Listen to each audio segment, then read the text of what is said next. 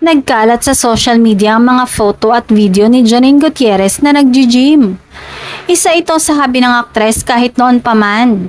Ginagawa niya ito para mapanatili ang katawan niya na maging fit and healthy.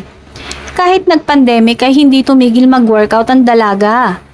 Kitang-kita naman yan sa katawan niya na talaga namang napaka-sexy at pwedeng isabak sa beauty pageant. Ngunit ilan sa mga nagkokomento sa kanyang video ay sinasabing ginagaya niya lang daw si Kim Chiu sa pag-workout. Hindi man diretsahang sinagot ng aktres ang mga pambabash na ito, ay nagpost naman siya sa kanyang IG story ng mga litrato ng kanyang pag-workout kahit noon pa man.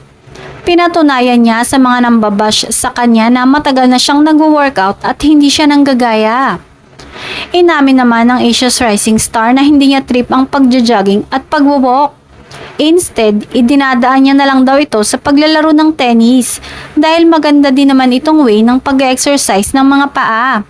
Hindi lang yan, dahil pati ang pagbaboxing ay ginagawa din niya. Pang all around talaga ang Asia's Rising Star.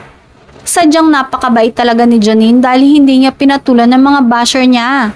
Bagkus pinakitaan niya ang mga ito ng patunay na simulat sa pool kahit hindi pa siya nag-aartista, ay gusto na niya ang pag-workout.